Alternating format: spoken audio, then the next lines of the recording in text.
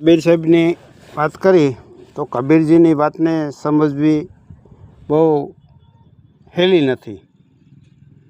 કબીરજી કબ કા ભૈયા બેરાગી આધા અંત ले लागी आधा भी नहीं दूध भी नहीं नहीं गुरु और चेला जिस दिन महादेव का जन्म नहीं तिस दिन का फिरूँ मैं अकेला जननी नहीं जा मैं न जाऊँ जननी नहीं जहाँ मैं जन्म लऊँ नीर नहीं त्या मैं नाऊँ धरती नहीं जहाँ मैं पाँव धरूँ खंड नहीं त्या मैं जाऊँ संध्या भी नहीं सूरज भी नहीं नौता नवलख तारा जिस दिन का ब्रह्म का जन्म नहीं तिस दिन का पेख हमारा धरती बिना तब धरती बनी तब टोपी पहरी राम भैया टिका जिस दिन का मैं मुंड मुंडाया तिस दिन का झोली और डंडा.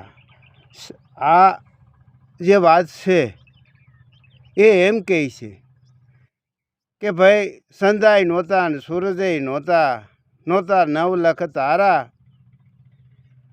आ महादेव का जन्म नहीं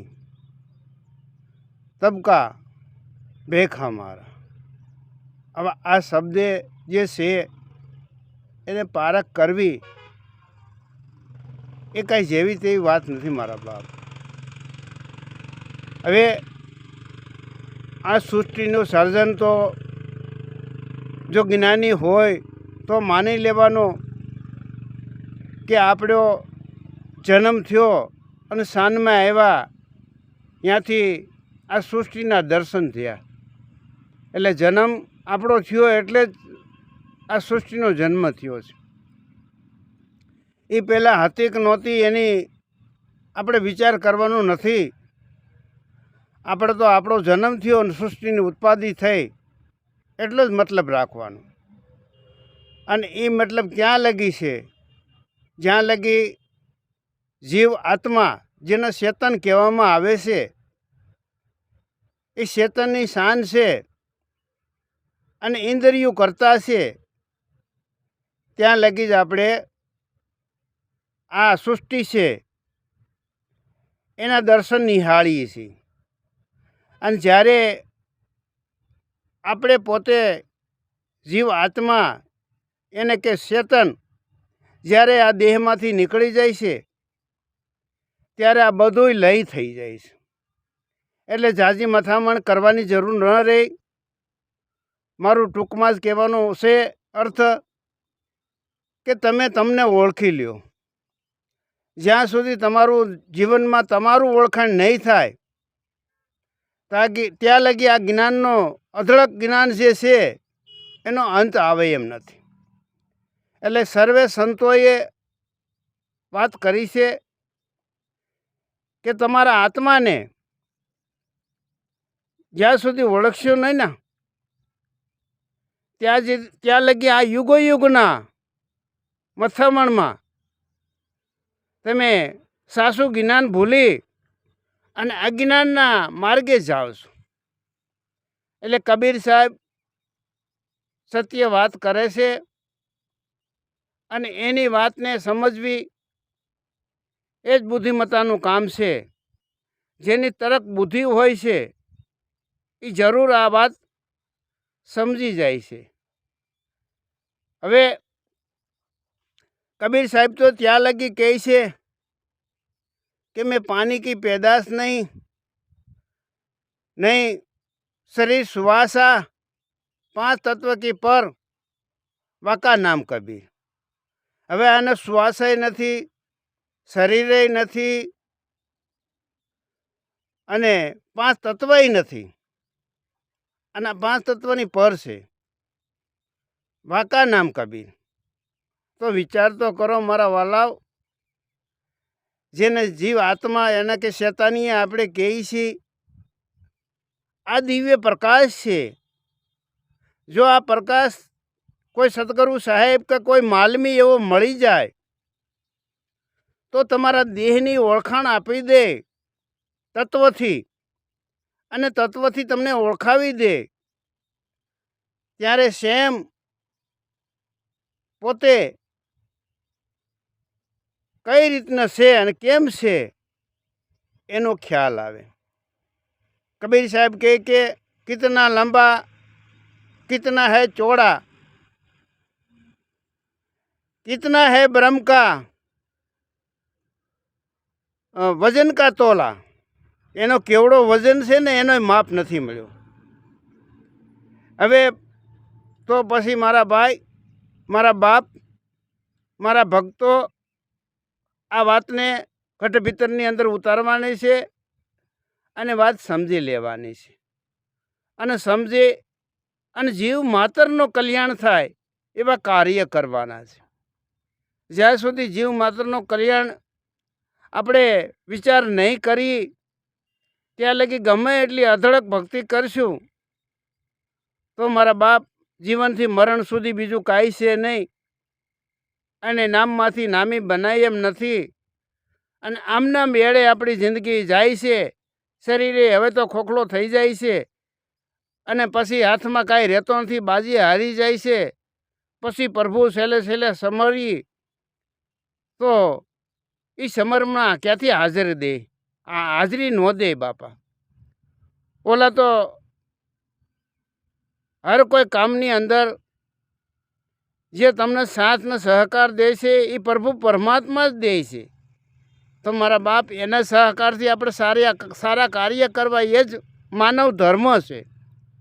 નહીં કે જાતિ વરણ કે મોટો કુળ ઊંચો છે અને આવો મહાન સમૃદ્ધ માણસ મહાન ગણવામાં આવે છે. ના, અહીંયા તો બ્રહ્મ કોને કીધો છે કે જે આત્મા જ્ઞાની છે, જે પોતે પોતાનું જાણી લીધું છે અને બ્રહ્મને પામેલો છે, એને બ્રહ્મ કીધેલો છે. જેને મહાદેવ કહેવામાં આવે છે. આ દેવનો દેવ આવીને બિરાજમાન હોવા છતાંય આપણે એનાથી અળગા લઈ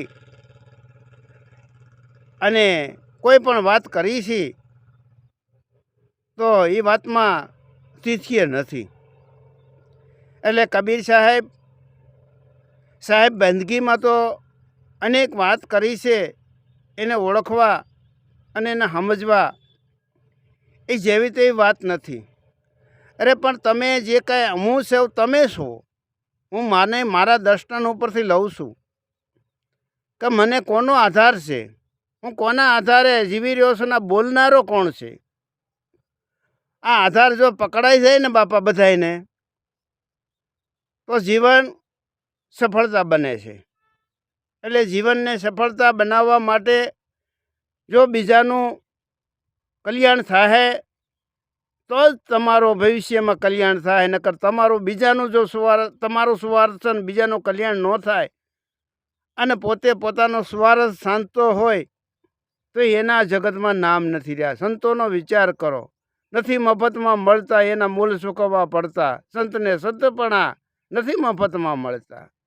બાપા કાંઈક મેળવવું હોય તો આપણે ગુમાવવું પડે છે. એટલે આપણને આ સંસાર તો બહુ વાલો લાગે છે, આનંદી છે, રળિયામણો લાગે છે, પણ છતાંય થોડોક વિચાર કરો કે આ ક્ષણભર સુખ કાયમિક મને અમરપટ્ટો આપશે ખરા? અને અમરપટ્ટો તમને ન આપે તો કાંઈ નહીં, મને ન આપે તો કાંઈ નહીં, મારે અમરપટ્ટો જોતો નથી. પણ થોડા ઘણો એક ભૂખ્યાને રોટલો દ્યો અને એની આતડી ઠરે અને એ દુવા દે તો કેટલો પુણ્ય મળે છે મારા બાપ. તમે જ્યારે ભૂખ લાગી હશે અને ભૂખની ખજા જેને કહેવામાં આવે છે એ તો જેણે વેઠી હોય એને ખબર હોય છે અને લાગી હોય એને ખબર હોય છે. એટલે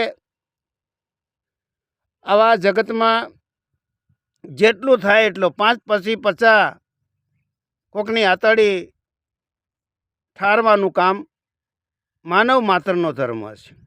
અને ભૂખ્યાના અન્ન દેવું. કબીર સાહેબે કમાલને વાત કરીશ કે જાજી તો હું તને વાત નથી કરતો અને તારે યાદ ન રહે તો કાંઈ નહીં, તારે યાદ રાખવાનું નથી કે ભૂખ્યા કો અન્ન દે અને સાહેબ બંદગી રામ કા નામ લે.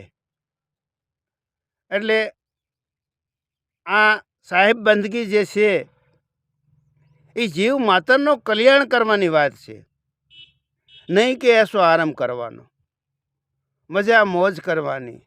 આ દુનિયા ભોળી છે અને છેતરાવી લેવાના ઈરાદા રાખતા હોય તો આવાને સેતી જવાની જરૂર છે કે હું કાયમિક નથી, હું આજે આવ્યો ને કાલે જવાનો છું, પણ કંઈક થોડા ઘણું મારથી થાય તો બીજા જીવનો કલ્યાણ હું કરતો જાઉં.